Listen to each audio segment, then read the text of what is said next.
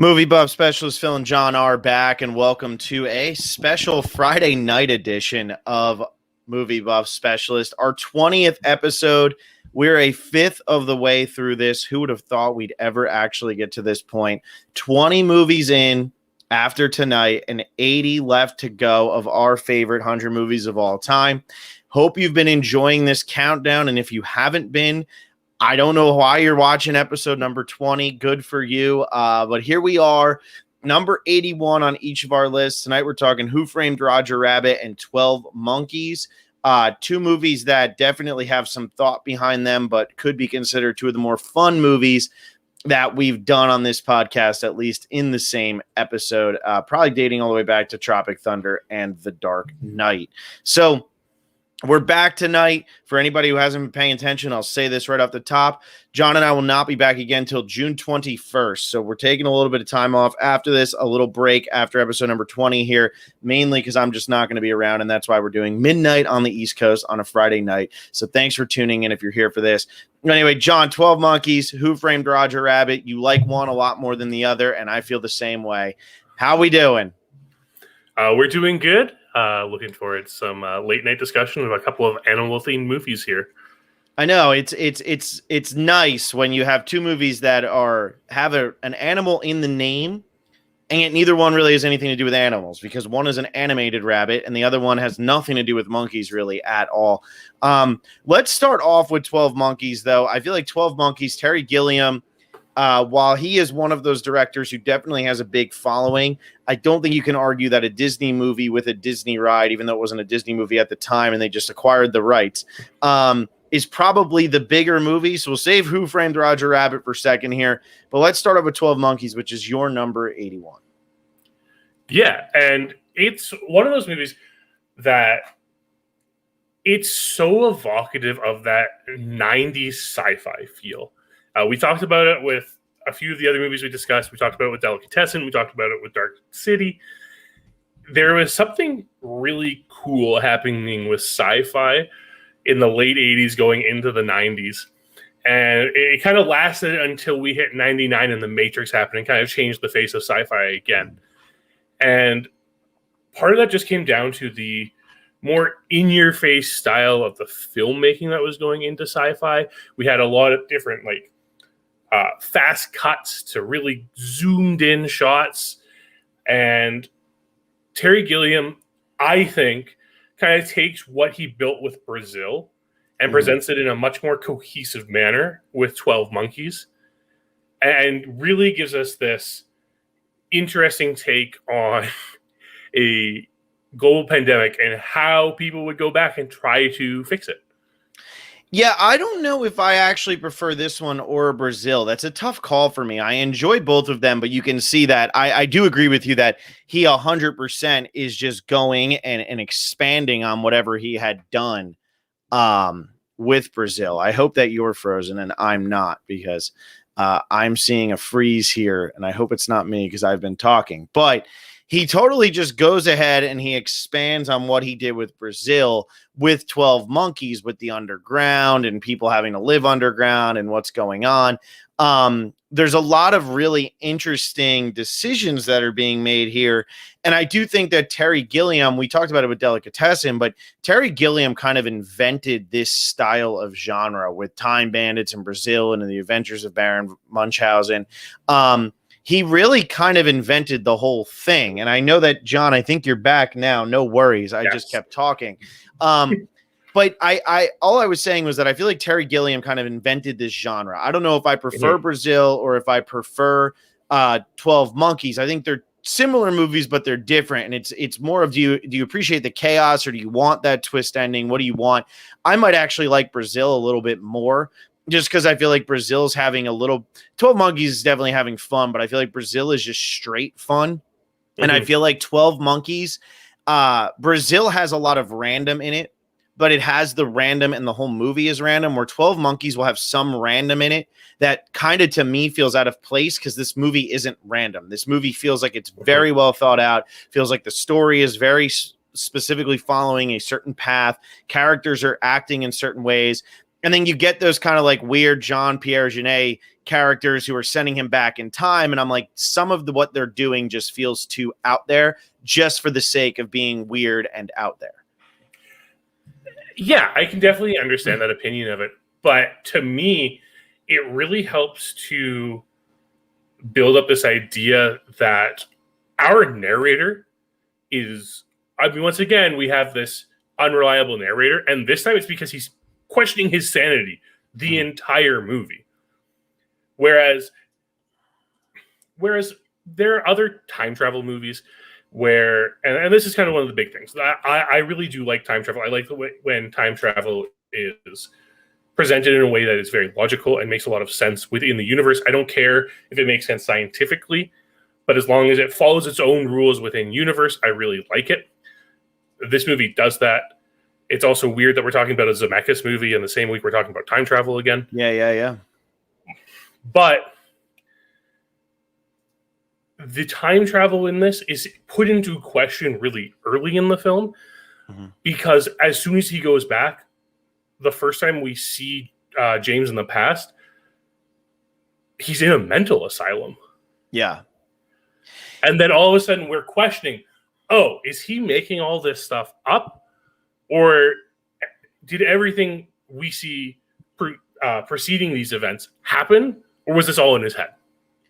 Yeah, and it kind of goes back to how Brazil ends. So spoilers if you haven't seen Brazil, but with Jonathan Pryce kind of sitting there, and it's like all of these images, and he's got almost got the Malcolm McDowell machine on. I can't think of what it's called, but it's this idea that yes, this story is cohesive, and yes, the ending does feel like it makes sense with the entire story, and that this is what would happen, but we don't actually know because he is shown in a mental asylum. This guy who keeps communicating with him claims that he took out his tooth and now he's communicating in both timelines, which, you know, that's one of those things that raises a big question. And the entire movie is running around with his psychologist, or psychiatrist, whichever it is. But in real life, I mean, that's probably your main interaction. So maybe that's what you're thinking. I don't know. I feel like there are a lot of doubts here, and there's a lot of doubts based on memory and him as a child watching this take place. And was that actually him in that scene?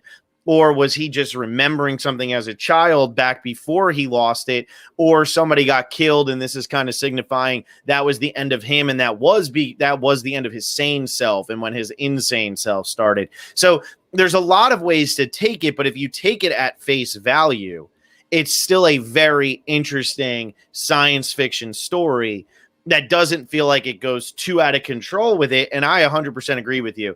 You know, I watch Lost, and I love Lost, one of my favorite shows ever. People always rip on everything after season 3, even though that's when all the episodes are great, except for season 6. And all the episodes in 4 and 5 are amazing, and people will complain about the time travel and stuff. It's like, who cares? Like, if it makes sense in this, then therefore it makes sense. And I always love the whole argument of, well, it's not scientifically right or possible. That's an Interstellar argument, which we'll talk about in a couple weeks. I have that as like an honorable mention movie.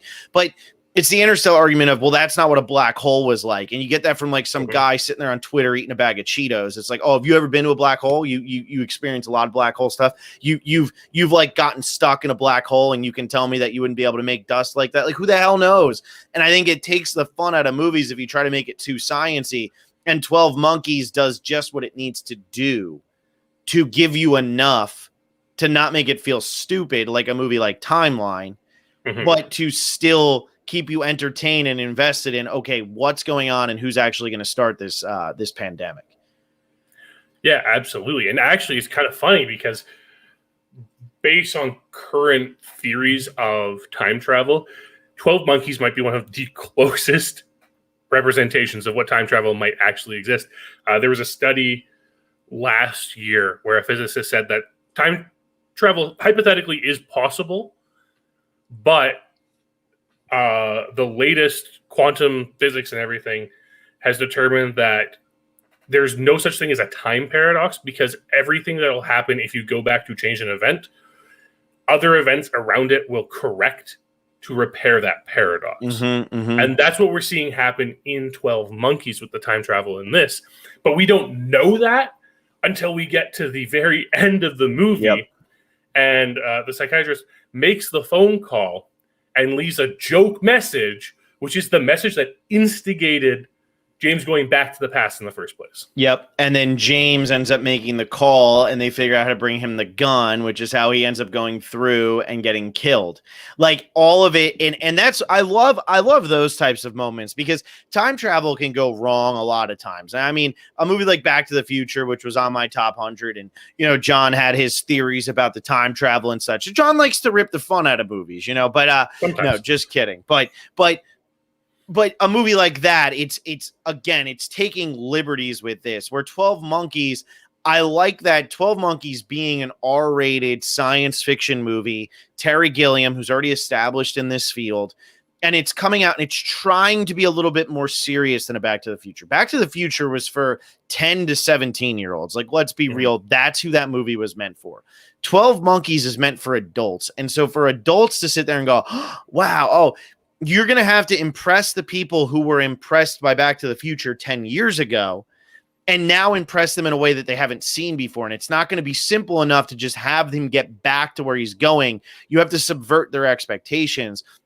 And I love what this movie does the entire time, where you have David Morse with the long hair, you have Brad Pitt with the long hair, but we don't see Bruce Willis with the long hair until the end. And even then we're still thinking, oh, good, David Morse is there. That's who he's going to end up shooting, and that's who's going to die here.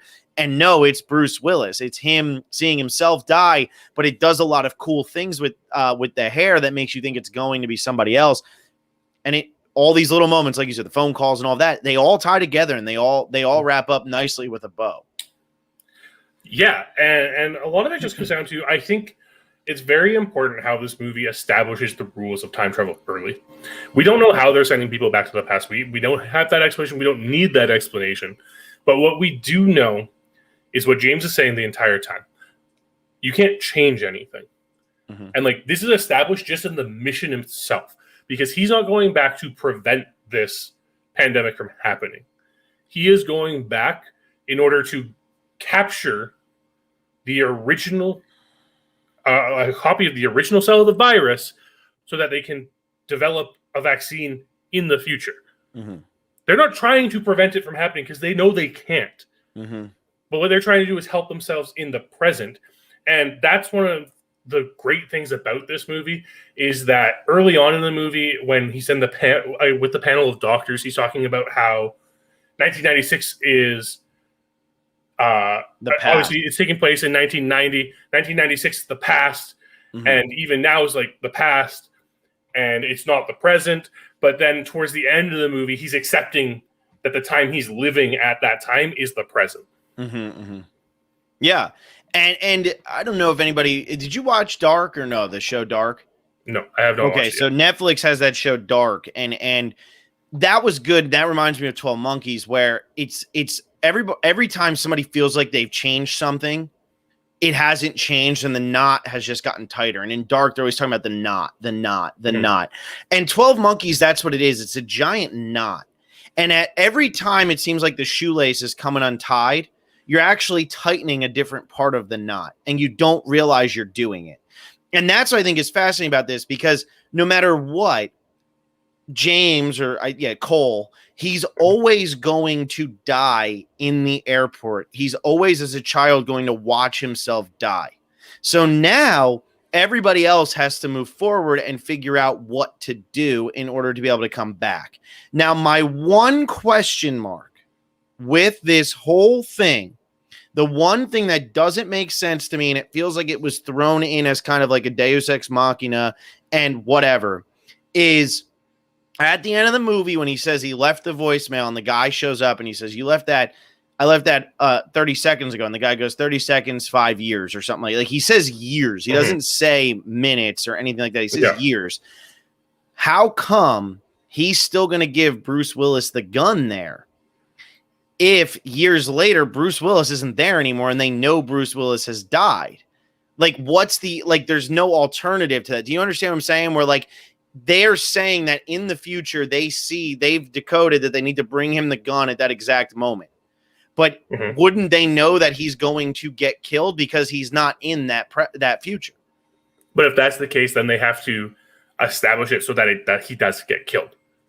because the whole point of the time travel in this is the way that time is perceived is that it's essentially predestined, and every time is very linear in this movie, and there's no way of changing it all and altering. So every action that happens causes the reaction, and so on and so forth, leading to the present that we saw in the future. And because of that, they have to send the gun back to fulfill the fact that he dies in that moment. Otherwise, Cole never goes. Cole's development is completely changed if he doesn't see himself dying. And then we don't get the plot of the movie because of it. So they're almost setting him up to die and maybe knowing that they'll still figure something out eventually, but he still needs to see himself die. Otherwise, they're not going to figure out what's going on because we don't actually know. So while we get a conclusion on Cole's story and we get the conclusion that David Morse gets away with it and sits down next to the other lady and one of the main doctors who's there, we get that conclusion and we know that the virus is going to spread. We don't really get a conclusion on whether or not they're going to whether or not they're actually going to be successful in eradicating this or finding a vaccine in the future because of what Cole did. We kind of just get the closure there. And that's why it kind of leads those questions of, well, why would they bring the gun back if they know he's not going to die? But then if they are trying to do that, maybe they are successful in the future. All the things that you might not be thinking about as 12 Monkeys ends, but if the more you dissect it, the more you're going to think about it. Yeah, exactly. And there's a great scene that kind of sums up all of the time travel in this movie. It's the Vertigo scene. So it's the scene when they're in the theater and they're watching Vertigo, and Cole says, "You can't change the past. The movie doesn't change, but it feels like it did because you change." And it's all this interpretation aspect of it. And I think that's a really great thing as people who investigate movies to think about it. The fact that every time you watch a movie, you're coming into it with new experiences, so you might relate to it in a different way. But also just it really sums up everything to do with time travel in this movie. Yeah, I do think that's fascinating, though, when they were talking about that, because I think about the reason I wanted to make a top 100 list is because I've made one in the past. And how is it going to differ? I made one in 2010 when I was in college, my first year of college. And then I made one in 2016 or something when I'd actually graduated and moved to LA. And then I make one now. And it is something like Black Swan originally is in my top 30 movies of all time. Now it's not even in my top 30 movies of the last decade, and so when he's saying that it's this perception of, okay, that's the same exact movie that I watched in 2010, 2011, 2012 and felt a certain way about. But now I'm watching it now and I feel differently, not because the movie changed, but because I changed. And it's almost like this whole circle is his life has to play out with a way that his perception changes from being the kid and not knowing what's going to end up happening, except that he sees somebody killed, to then having his perception be the one of, I am now the guy who has to get killed. And he never really realizes it until after he gets shot, because he's probably thinking, okay, David Morse is going to be the guy who ends up getting killed, that I end up seeing shot when I'm a kid. And that's why everything happens. But he also knows that the virus does end up running through the entire place. So what's he supposed to do on that? Now, I did lose John again, so I'm just going to keep rambling here about 12 Monkeys until I get him back, which it looks like he just came back. I know he didn't hear a single thing I said, but he's back and he's moving, which is exciting times. John, how you doing over there? Everything okay? I think so. Apparently, Friday night. He just wanted to say Friday night. What'd you say? Friday night's what? It must get a little bumping and the internet starts getting used up around here. Well, that's crazy to me. I guess you're still in Canada, so people probably aren't having bumping Friday nights like normal, but it's still crazy, man. At 9:30 on a Friday night, you would think this would be the most perfect internet in the world. It's the best time to be on a college campus is a Friday night or Saturday night at between 10 and 2 in the morning. Yeah, I think I live in an apartment building with, I think, people our age. So they're not out bumping anymore. They're more chilling on a Friday night. You think that they're actually like watching? Do you think they're watching this podcast and that's what's happening? They're sucking up I all hope your so. bandwidth? I hope that's exactly what's going on. That's exactly what's going on. But all I had said was the reality of perception there is it's like Bruce Willis' character has to have the perception as a child, and then that perception changes to where he's the one being shot. It's the exact same moment, just like the movie is the exact same. But now 20 years or 30 years or whatever have passed. And so it's being perceived differently by him, even though nothing in that moment has changed, down to the hair and the yells and everything. It's all the exact same. Yeah, it really goes to show just how perspective works and how perspective can really work in a film too, I would say, because that simple change of perspective from the dream Cole has where he's a child and like witnessing this stuff to him actually actively contributing to the events that are unfolding in front of him. It's just really interesting how Gilliam uses that in the film to make you kind of reflect on the film as a whole. Mm-hmm. Yeah. And I liked what he does as well with, he has a lot of red herrings, you know, so we haven't even mentioned him or talked about him at all, but Brad Pitt in this movie nominated for an Oscar would have won if he wasn't up against Spacey for Usual Suspects, which could be like a top 5 performance ever. Like Spacey in The Usual Suspects, maybe one about his personal life, but that performance is ridiculous. And so Brad Pitt loses to that, but does get nominated. And this was the first time that I feel like Brad Pitt really got respect for being a good actor and not just a heartthrob like he was in Thelma and Louise. And, but there's a lot of red herrings with this where the whole time you're thinking, okay, he's the son of a scientist. He's crazy. What's he going to actually end up doing? He's the leader of the 12 monkeys and you know, he's nuts. And you know that Bruce Willis does say to him, like, you should, you know, you could kill everybody or whatever he says when he's high.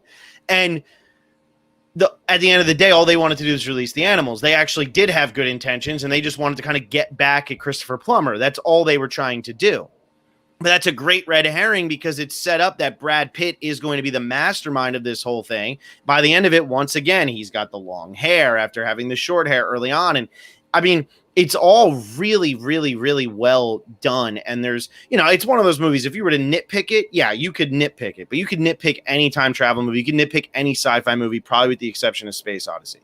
But you can nitpick everything else, but it's not worth it. You know what I mean? And it's one of those where it's like, just sit down and enjoy this ride and enjoy what Terry Gilliam is doing. Enjoy what paths he's trying to lead you down, where he's letting you back in. And this was actually only the second time I'd seen this movie. The first time I saw it, I was in high school. I hadn't seen it since high school, so a long time. And I remember liking it in high school, but not loving it. And this, I'd seen it because, you know, it's on every IMDb's top 250 and all that. And watching it this time, I was like, oh, like knowing what happens, knowing that's Bruce Willis, knowing Brad Pitt doesn't do this, knowing that it's David Morse. It's fun to watch because David Morse wasn't famous yet. He hadn't gained any type of notoriety, how easily they're able to hide him. And remember, this comes out the same year as Seven, where they're so easily able to hide Kevin Spacey just because they don't list him in the credits. So, like, it's funny to see what directors were kind of doing and what chances they were taking at a time like 1995 as opposed to 2000 and whatever, when Shutter Island comes out and all you had to do is watch the trailer to know that Leonardo DiCaprio was crazy. Yeah, and that's just one of these things where it's like the point in the movie where it becomes where you start thinking that Cole encouraged Brad Pitt character to unleash this disease on the world. It's just one of those like complete shocking moments where you just realize that there's this endless cycle in the time where it's like the virus that makes it so he has to go back never happens if he doesn't go back. It gets into those like more complicated time loops. And then we're just told that at the end of the movie, we find out that that's not the case at all. It's a very interesting way to approach it. And it's set up in quite a way where there are hints laid out throughout the entire movie. And most of it happens in the asylum where there's like the guy who's talking with the Florida Keys and stuff like that. And you see like, oh, this seems like way too important of a thing not to really come up again. But it is just this red herring Then eventually, like, we're going to the Florida Keys, and it's like, okay, sure. Yeah. And I think, again, like these are all writing decisions where, like, if you were to watch this movie and say, okay, that doesn't really mean anything, that doesn't really mean anything, that doesn't, but when you're watching a mystery, that's the point. Usual Suspects, like I said, came out the same year. Kevin Spacey wins the Oscar. That is way up on my rankings. I think it's in my top 25 or 30 or something like that. But that whole movie is a red herring. Like, there's nothing in that movie but red herrings. But I think what makes great mystery movies, and we'll talk about it with Who Framed Roger Rabbit, because Who Framed Roger Rabbit is a satire on this genre. Now, granted, 12 Monkeys is more of a sci-fi than a mystery, but it's still a mystery. And what makes a great mystery is this person who doesn't know what's going on, but they know enough of what's going on. Dark City, he knows enough of what's going on, but he doesn't completely understand it. And when you're getting those red herrings, yeah, after you watch, you might say, oh, so that meant nothing. But in the moment, that meant so much to you. You were so sold on that. You were so sold that everything that was happening as you were being told it meant so much. And then it's, the greatest trick the devil ever pulled. And it's a snap of the fingers and it's gone. But that's the purpose of a movie like 12 Monkeys, is to give you all that. And I honestly believe that had it just been the typical Bruce Willis did start this, and had he not gone back, it wouldn't have been as good. It's better that it really had nothing to do with Bruce Willis the entire time. And that's why I actually think you telling me that they knew that he had to get killed in order for them to get whatever in the future, I actually think that makes it a better movie. The fact that Bruce Willis is literally unimportant to everything, yet he thinks that he is so important to everything going on. Yeah, it's really interesting because when we get to this point where the message is left and it's the recording and everything, that's kind of the point where you just realize nothing matters. Mm-hmm. Everything we've been told up to this point in the movie, we don't know if it has to do with anything whatsoever. Mm-hmm. Because it's just like, if this is the statement here and it was essentially just a practical joke, what else do we know about this future that's completely false? Yeah. And was just made up by someone joking around. Yeah. And that's what starts, and that's even like Brad Pitt's character. The whole 12 Monkeys thing is a joke. I mean, the whole thing is a joke. I mean, even the people who are there, they don't even know why it's happening or why they're a part of it, anything. So it's all like a joke. And it's all like, had she not made that phone call, would anything have happened? I don't know. But at the same point, I think that David Morse's character is so off of everybody's radar that doesn't even matter. He's going to do this no matter what. And that's the other thing that I really love about it, is that nothing to do with the plot leads to this disease happening. Mm-hmm. Like, it's not like the influences of Cole going back and like jumping through time and stuff made it so that this disease gets released. Mm-hmm. There's no interaction with David Morse's character at all. At all. And it's not even like Brad Pitt's interacting with him or anything like that. No one's interacting with him. So nothing that we've seen leading up to that moment actually caused that to happen. Mm-hmm. No, that's a good point. I mean, that's a good point. And I think that's what makes a movie like this so interesting. And I think that's why it did build up this cult status, is just because so much of it just questions the whole idea of like, how meaningful is any of this? Like, what difference can one person make? You know what I mean? Like, and that's not to get you down. That's just meant to be, I think that's what this movie is asking, is it's saying, I mean, and this is something we just went through a pandemic. Like, we can actually now answer this, but it's the whole thing of, there's a lot of people who think we've done too much to try to mitigate stuff, just as much as there's people who don't think we've done enough. And obviously that's what we hear about more, because that is what's actually like going to be better ultimately, most likely, for society. But there's a lot of people who think we've gone too far and we've tried to play God with this thing. And we should have just kept it open. And, it's like a wipe out who you have to wipe out. Like, I'm not saying that's my belief. I'm saying that's what people believe. And I think 12 Monkeys kind of gets into that of, what do you think that this person is going to accomplish, and why do you so desperately need them to accomplish it? Yeah, it's a lot of food for thought. Yeah. It's just funny how much more relevant movies like this do come to be when we move forward. Because science fiction is a genre rooted in both human curiosity and fear of where the world's going to go. And it gets kind of scary when we kind of start seeing the parallels between what's happening in the world now and what's happening in a movie from 26 years ago. Yeah. Yeah. And I mean, even Delicatessen's the aftermath, but it's like, who knows? I mean, at the beginning of this, we were told that we were going to have meat shortages and stuff. We didn't, but that's what we were told all the time. So I don't know. You got anything else you want to say about 12 Monkeys before we move on to Who Framed Roger Rabbit? No. All right, so that's John's number 80. It's a fun one. It's a little wacky. Terry Gilliam's wacky. Yeah, he's a weird dude. Don't let that stop you. Don't let that stop you. I just realized Terry Gilliam's also 80 years old, which blows my freaking mind. But all right, so that's your number 81. All right, before we get to Who Framed Roger Rabbit, what's the best thing you watched this week? And it was a short damn week. We did podcasts on Monday. Now it's Friday. It was a short week. I was a little worried that I was going to have to say it was one of these bad horror movies I watched this week, but it was not. It was by far 2014's Paddington. Oh, I love that. Good. That movie is so heartwarming and so fun the entire way through. I'm not usually the type of guy who enjoys those like family-oriented movies and the movies that are designed for kids that like the adults are there to watch too, but aren't like something like Shrek where it's like really raunchy humor and stuff like that. But Paddington is one of the best, most wholesome movies I have watched in a very long time. There you go, everybody. I mean, and that's a good thing to hear from us because we don't really talk about wholesome best movies at all.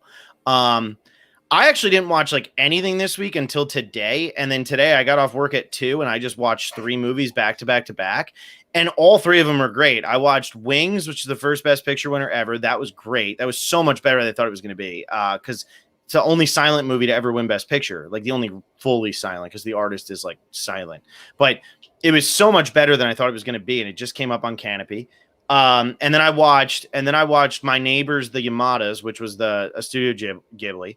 And I didn't think I was going to like that one at all, but I actually thought it was really good at capturing small moments. But the best one I watched is I'm watching Ghibli in order, and then the one after that is Spirited Away. And Spirited Away, it doesn't quite live up to the ridiculous hype that it has, but I thought it was a great movie. And it's not as good as Princess Mononoke, in my opinion.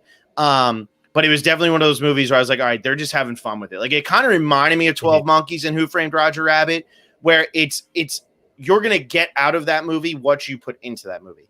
And if you overthink that movie, you're going to come out of that not enjoying it. And I was actually surprised that the way the story and the plot and everything went, that that it has such universal acclaim as it does, because it's friggin' weird. And I always feel like people like to nitpick that kind of thing, and like we'll find a way to complain about it. But I guess it's popular to like it, so everybody likes it. But it was great. That was the best one I watched this week. But luckily, we'll have a little bit more time. Not that I'm really going to have much more time before the 21st. Hopefully, I can get like 3 movies in by then. But that's it. So Spirited Away and Paddington. So 2 children's movies in air quotes here, because I don't really think Spirited Away is much of a children's movie, despite what they tell you. All right, my number 81. We're going to Who Framed Roger Rabbit from 1988, my second Robert Zemeckis movie, and I think by far the best Robert Zemeckis movie. Now, a lot of people probably disagree with me on that. This movie is impossible to make. This was an impossible task to take on.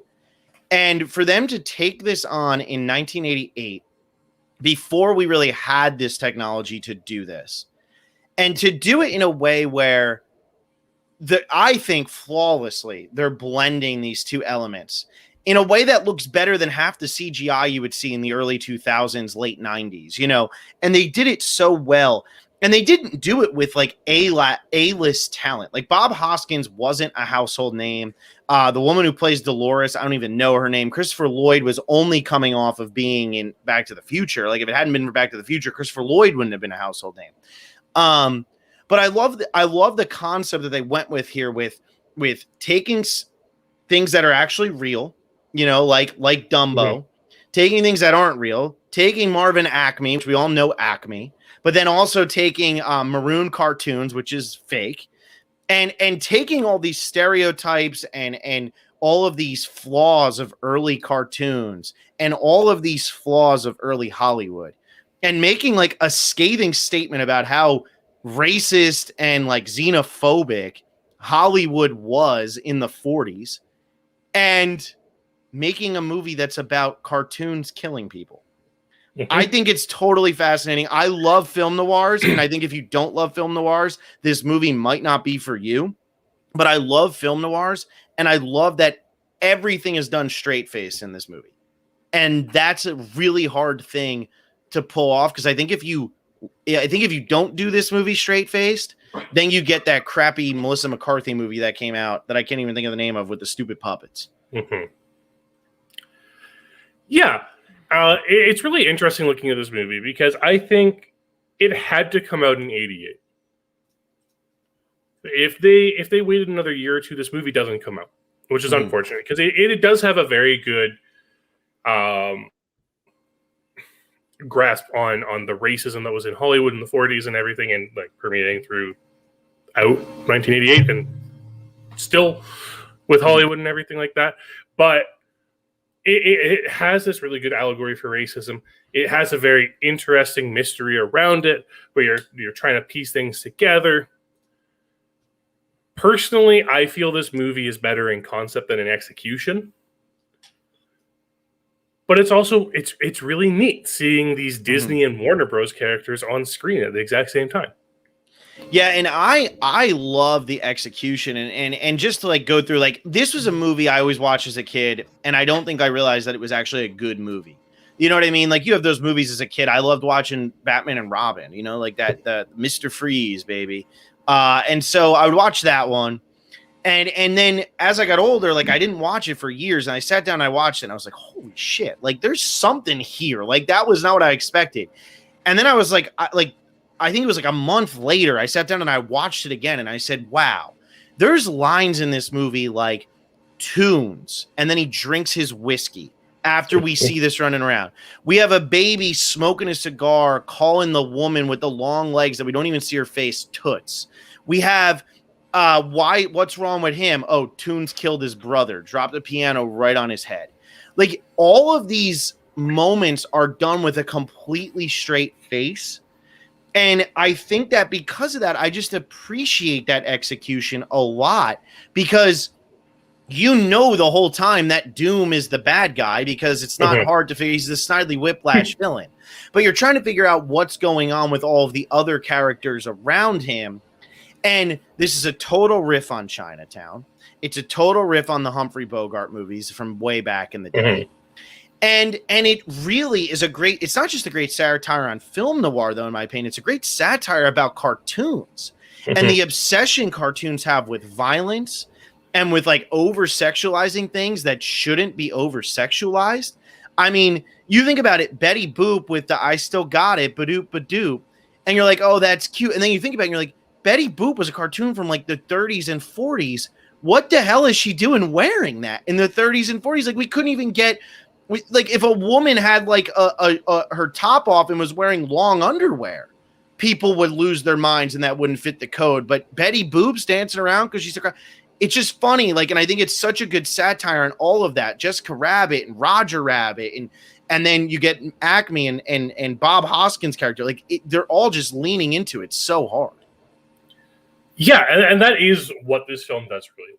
This film does a very good job at making you think about your perceptions of things again. And in this case, it's really the way cartoons are how we appreciate cartoons, how we've seen cartoons, and the fact that cartoons are kind of rooted in this violence, and how once you take it and make it so the cartoons are actors and not just imaginary characters, all of a sudden it's like, whoa, this is insane. Yeah. That they're going through all of this like horrific violence all the time and having fridges dropped on them and needing it dropped on them 12 times because they have birds circling their head instead of stars. Well, and it's kind of like what Toy Story did for toys, is like what this movie did for cartoons, where it humanized them.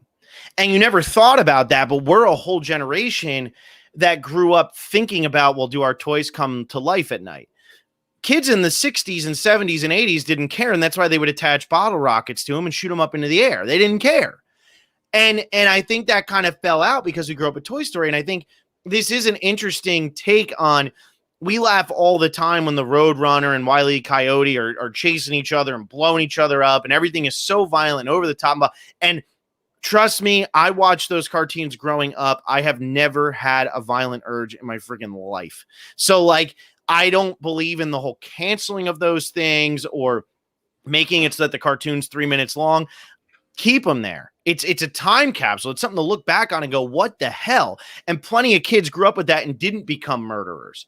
But it is funny that that's what it was. And you don't think about it because you're like, aha, like Tom and Jerry. Jerry's going to outsmart Tom again, and Tom's going to electrocute himself and whatever.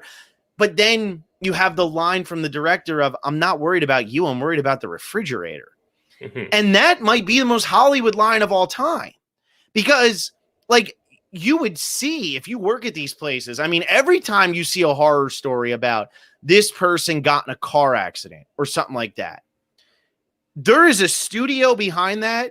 And I will say this openly, and anybody who wants to come at me on this, I'm ready. But there is a studio behind that saying, shit, how much is that going to cost us? While this person, we don't even know if they're stable yet, but there's somebody saying, how much is that going to cost? Are we going to be behind on shooting now? And that's like what this movie is addressing, and it's doing it in a subtle enough way, but also in a very apparent way. And I think it does a good job of towing that line, because 1988 isn't that much different from 2021. I don't care what people say. I don't care what people tweet or put on Facebook or anything like that. It's not that much different. And down to the little lines of, who needs a car in LA? We have the best public transportation in the world. They were joking about how shitty it was to live in LA in 1988. It's a million times worse now. It's only gotten worse in the last 33 years. But, anyway, continue. No, and that, again, is one of the crazy things about movies and how they age. And this one's particularly because it's set back in the 40s, it's removed enough that we can give that sense of that suspension of disbelief with it, where we can really buy into this movie, that this is what's going on around us. It's very tongue-in-cheek at times, and it's done with enough realism that you can believe everything that's happening there. Mm-hmm. And I mean, I can't really remember the first time I saw this movie, but I'm sure I thought about cartoons very differently after watching it for the first time. Yeah, and it becomes that odd couple with Bob Hoskins and Roger Rabbit, because, we'd never seen a human interact. I mean, I don't know if we had. Maybe we had in was it The Incredible Mr. Limpet or whatever it is. Like, that had that type of interaction, or it had the animation and the live action. But we'd never seen like such a buddy movie. Like, I always think about the handcuff scene. I look for the flaws in the handcuff scene, because you should be able to see where Roger Rabbit's arm is too small. They did such a great job with the design of that you really believe that Roger Rabbit and Bob Hoskins are talking to each other. And then when the weasels come in and the weasels are all interacting and stuff, like, you really believe, like, you, at some point in this movie, you turn off the fact that they're cartoons. Mm-hmm. And you actually are like, yeah, that's just the character who he happens to be talking to at this time. Like, it is what it is. And especially Jessica Rabbit, who is so human, even though, the Barbie doll type human, but so human, you start to, you completely tune out that she's a cartoon half the movie. Mm-hmm. Yeah. And that's one of the things this film does really well. And it just presents things in a way where it's the humanization of characters. And that's a really important thing when you're dealing with non-human characters. And it's what a lot of movies nowadays fails to do properly. Mm-hmm. One of the scenes that always gets me in this one, and it ultimately ends up leading to nothing, but after Jessica Rabbit goes in and slaps Bob Hoskins around, or maybe it's the scene after it's where he catches her with her pants down. So Dolores comes in, Bob Hoskins, and Jessica Rabbit. He doesn't have his pants on, so he chases her out Jessica Rabbit leaves, and then he chases Dolores out. And he gets to Dolores, and Jessica Rabbit's in the taxi. And she leans forward, and she has this look on her face like, I'm about to do something. I'm up to something. And they do such a great job of creating this femme fatale when a lot of movies have a hard time even creating a good femme fatale. And they're doing it with Jessica Rabbit, who's not even a real person. And I feel like just that one little look there, you say, oh, she's up to something and it's not good. And I'm waiting for the other foot to drop. No, ultimately, she ends up being a good person and ends up being a good character. But later on, when she kidnaps Roger Rabbit and puts him in the back of the trunk, you're saying to yourself, well, wait a second. What is she up to? What is Jessica Rabbit's ulterior motive? Because we see her playing patty cake, which also to me is one of the funniest things ever, that when he's going patty cake, patty cake, patty cake. Oh, Jessica patty cake. Like, come on. It's so ridiculous. And again, it's just so straight faced, but we know that she's cheated on Roger Rabbit. So now what? And so I think they do a good job of creating that femme fatale and having Dolores kind of be your straight character in the bar. Yeah, I agree with that. And a lot of it, the biggest thing, like you said earlier, is that we have this buddy film aspect between Bob Hoskins and Roger Rabbit. And a lot of that comes from Bob Hoskins' character sucks most of this movie. Oh, he sucks. He is I love him. Terrible. He is such a filthy racist for the entire movie. Like, you sit down and watch this movie and just replace the word tune with a very different word, and you understand how dire this situation is in this movie. But again, that's why I think this is such a perfect satire, because think about Chinatown. And Chinatown was also satirizing the era, too, and pointing out the racism of the era. But one of the most memorable parts of Chinatown from a dialogue perspective is the quote, and I quote, the Chinaman joke, which is brutal. But he doesn't even say Chinese. He says Chinaman. And, like, that's what Bob Hoskins' character is a reflection of in this. And I think that's what's so appealing about what this movie is doing, is that even though it's got cartoons running around and you have this big boob cartoon who everybody can't take their eyes off of, and you have Dumbo and Mickey Mouse and, oh, you're better than Goofy. Don't worry about it, baby. You're better than Goofy. You have all those things. But Bob Hoskins' character is very much a serious reflection of these private eyes that we grew up loving, these private eyes that Hollywood couldn't get enough of, who were just blatant racists and horrible people, womanizers, racists, alcoholics. And what is Bob Hoskins? He's all of them. He's just not good looking enough to be a womanizer. Yeah. And Bob Hoskins' character is actually kind of where I find this movie falls a little flat too. I find that his character is dynamic. He obviously evolves throughout the movie and becomes a much more reasonable person towards the end of the movie. But I feel like a lot of his character moments don't feel earned to me. And a lot of that comes down to the moment where he's like, what is it? This man's been wrong. Or I don't take cases for tunes. But, you know, a man's been wronged and I have to fix that. And it's like, well, where's this coming from?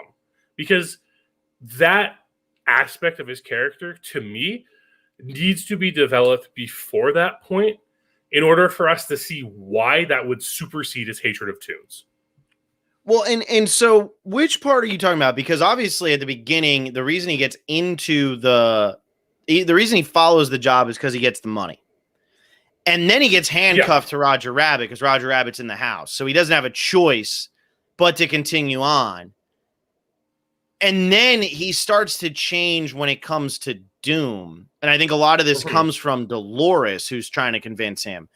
Is like, so which part specifically are you talking about? That is the point, actually, because it's the conversation with Dolores. It's right after Jessica catches him with his pants down. Like, that's the scene where he's like, I have to go figure this out. And Dolores is like, I thought you didn't take cases for tunes.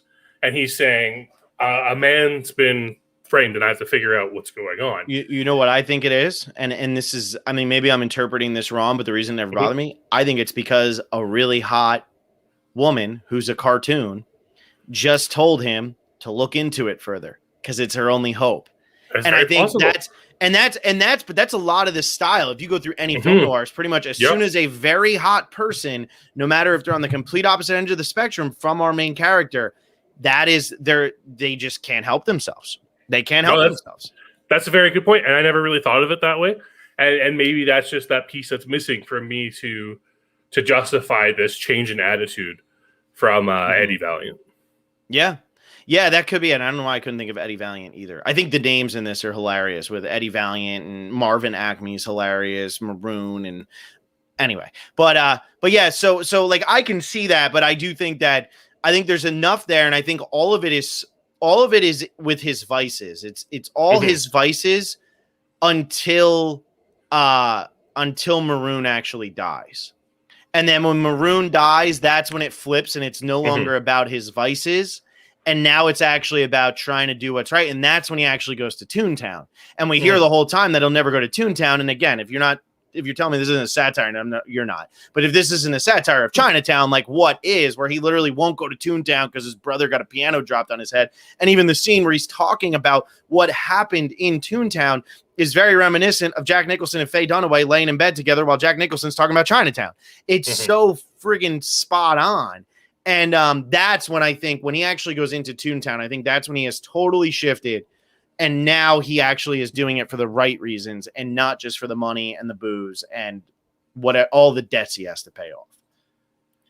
Yeah, absolutely. And that is definitely one of those most defining moments of him where he's actually working to save Roger at that point. Even though he thinks Roger just up and left him. Yeah, I know. But he still feels like what is it? He hears it from the taxi or something. Where does he? Yeah, he hears it from something like that. And then we have the totally disturbing scene in Toontown with the woman chasing after him, which is horrifying. But I also like all the little tropes in there of now Bob Hoskins has Toon rules. Eddie Valiant has Toon rules. He's floating in the air. He does the parachute. Oh, here's a spare, and he gets the rubber tire. Ain't I a stinker? I love all those little things. I really do. I love all those little things. All right. So I'm trying to think. So in terms of like the world though, and like what I like about this world too is when we go and we're watching them perform. And we're watching Daffy Duck and Donald Duck perform. If you notice, the entire audience is human, and it even said humans only at one point. Yeah. And I'm pretty sure they're only white humans. And I tried to look for that this time, but I think it is such like a punch in the face of you racists that it's like, and then the tunes are serving them while the tunes are performing. And to me, it just nails that, like, Hollywood, like, always is so proud of itself and always saying, oh, we're best for change and blah, blah, blah. But there's so many serious issues with Hollywood that really need to be addressed. And all these years later still haven't been addressed. And this is one of them, in my opinion. And I think it's really funny that Robert Zemeckis and team are taking this in 1988. And I mean, there's plenty of really racist comedies that came out in the 90s. That's for sure. I mean, that's what the 90s were known for. So, yeah, it's really interesting to think that this was in 88, and even following this, people still didn't get the point. People didn't get the point to those races. And like another thing that people can slam this movie for, but I actually think is really well done in this movie, is Doom's motivation. Because Doom's motivation of building a highway is so indicative of the racism towards black communities when these major cities are being developed. Yeah, I know. And so it's like so I always think about like Doom is very similar to Samuel Jackson in Django Unchained, where it's like he has found his way to not associate with what he really is. And now he's working with the enemy. And so Doom is walking around giving the Toons the dip and trying to build the highway to wipe out all of Toontown. And it's almost like he's trying to wipe out his roots because he doesn't like what he was. And we see at the end when he goes crazy and his eyes get red and he gets the high-pitched voice and he really loses it. It's like he's trying to be so opposite of all of that. And look at me, I'm the good guy here and all that. I mean, yeah, the highway building is a classic. And I also love the little lines from Eddie Valiant here. Nobody's going to use that. Why would you use a freeway? You know, and then Doom says traffic jams will be a thing of the past because, yeah, the 10-lane 405 never has traffic jams. Don't worry about that. Just really, like, I don't know. I agree with you. It's like, it's very, like, what he's trying to do is very much like, hey, I'll go become somebody else in another community and pretend I'm higher up than I really am because I just want the power. And then I'm going to wipe out anybody who could possibly ever bring up my past and bring me back to it. And that's what's really interesting about this movie is like this idea of Doom's really trying to erase his heritage. And Eddie Valiant gets to a point where he's trying to embrace other people's culture. Mm-hmm. Because in the end, Eddie Valiant kind of has to act like a Toon in order to save the day. Mm-hmm. Yeah, he has to go into Toontown and do it. Mm-hmm. Now, you don't have any Robert Zemeckis movies on your top 100, right? No, I've actually realized after rewatching Who Framed Roger Rabbit, I'm not a big Zemeckis fan.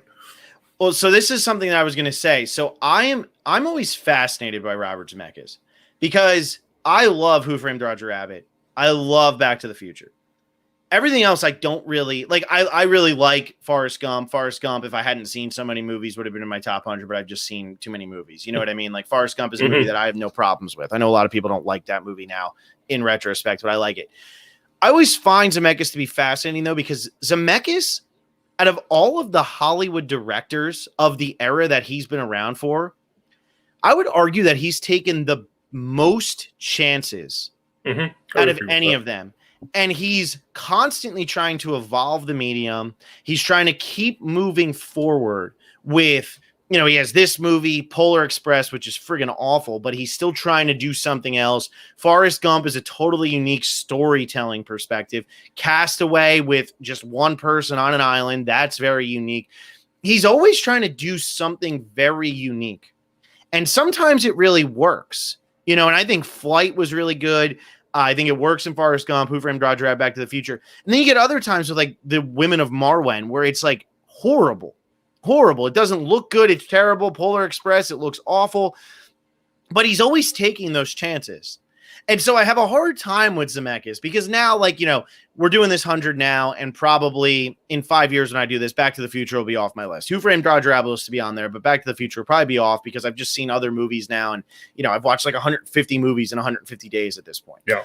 And so he's going to drop off. And so I'm left with Robert Zemeckis and being like in awe of him and appreciating him a lot, but also finding that he has so many duds for such an unbelievably successful and unbelievably talented director.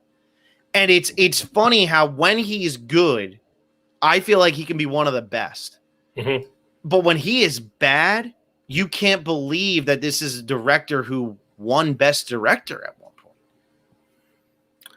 Yeah, I can definitely agree with that. And I think a lot of it comes down to Zemeckis takes a lot of risks with his stories, but not a lot of risks with his film.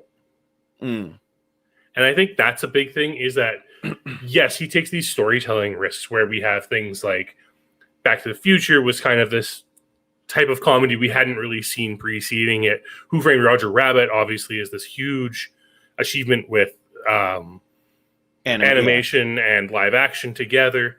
And Castaway, of course, is this big thing with it's like single man in the cast. I forgot about Beowulf too. Beowulf, he tries to do that Beowulf, weird with the weird animation.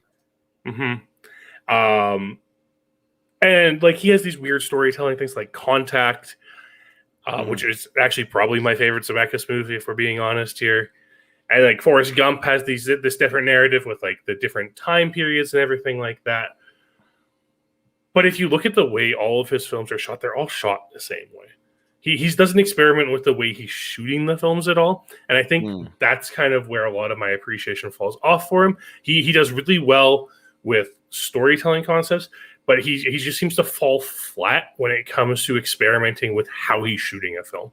Yeah, because like a movie like Allied is a very generic, like it's just a very generic war love story. It really is. And so no, I get that. I get where you're coming from with that. It's hard for me to put a finger on it because like I think I don't know if I said this on podcast or off, but I think Scorsese at this point is overrated. I think we've kind of hit a point where like if you really watch a Scorsese movie, unless you're talking Taxi Driver, like a lot of his movies have just been overblown to an extent that it's like but I don't hate any of his movies. Hugo, I hated. I think Hugo's a steaming pile of shit. But other than that, I don't hate any of his movies.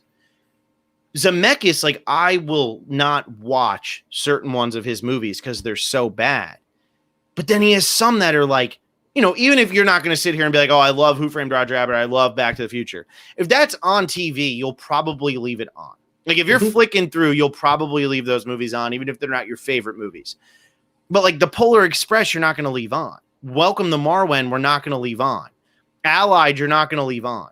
Like, and it blows my mind. It just blows my mind. Because has there ever been another director like that? Where like Castaway is a very good movie, in my opinion, but not like amazing. But has there ever been another director like that where it really, like, his movies are either like loved or absolutely despised? They're not, he doesn't have an okay movie.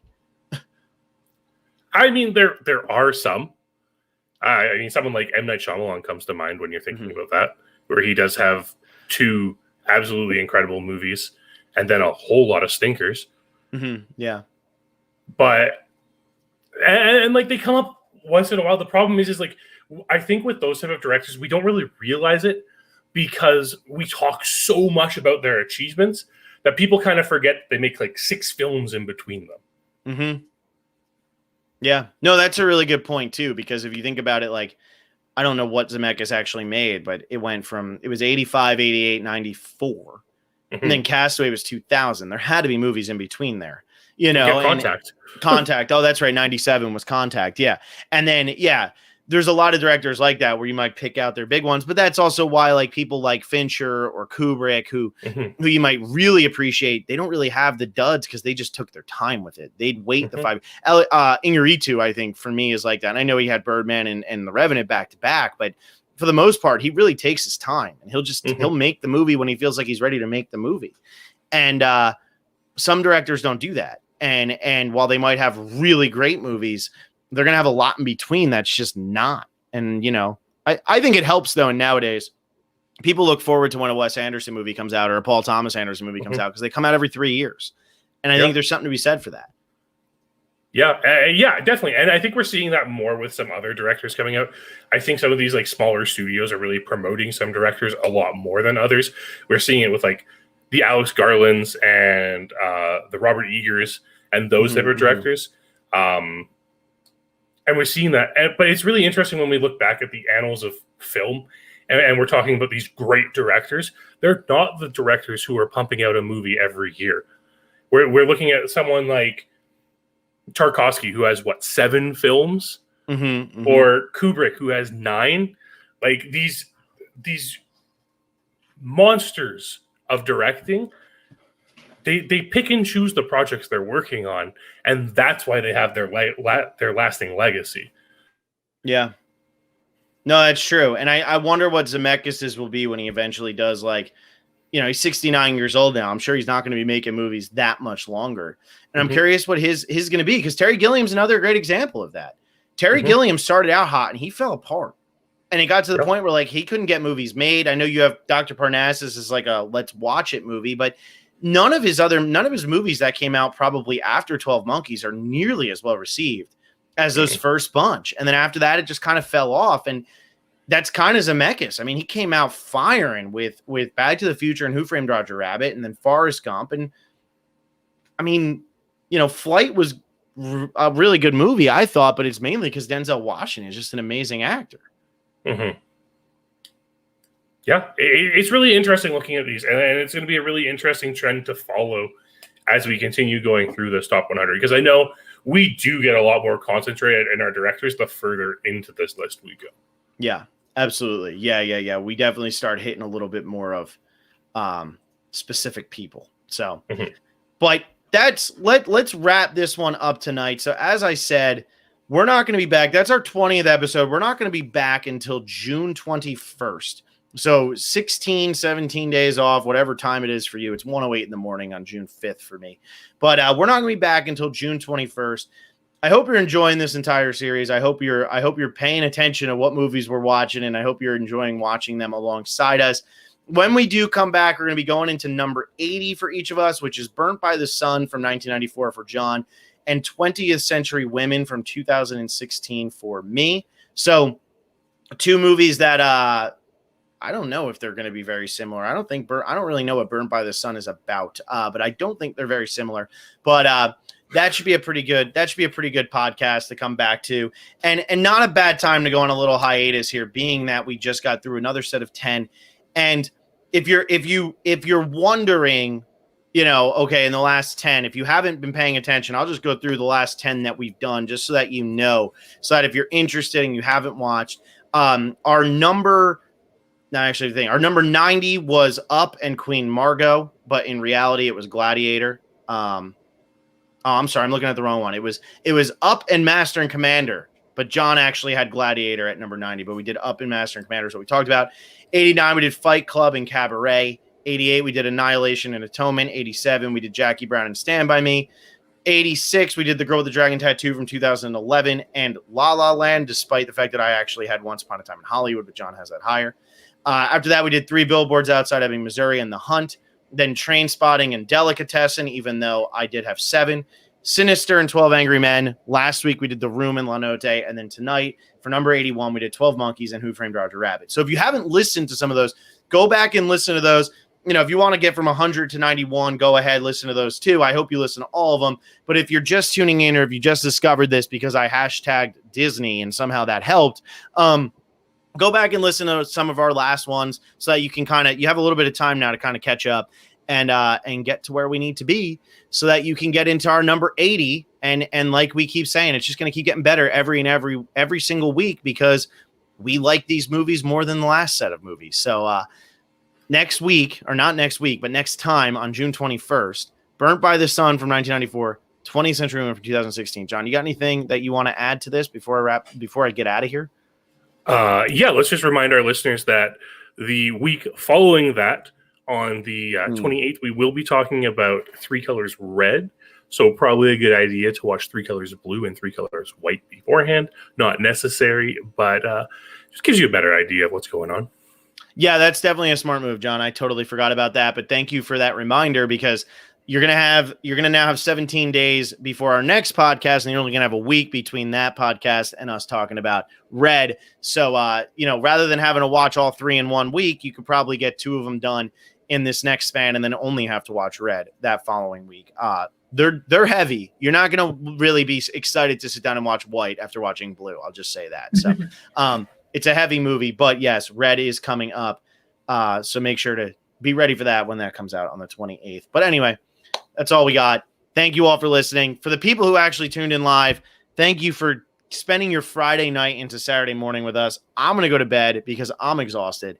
But as always, Jay Millsip and P Wood 43 over on Letterboxd. I've been making lists like crazy just to give some organization to my life. And that's it. I will see you all next time. We will see you all next time on June 21st with our next episode of Movie Buff Specialist.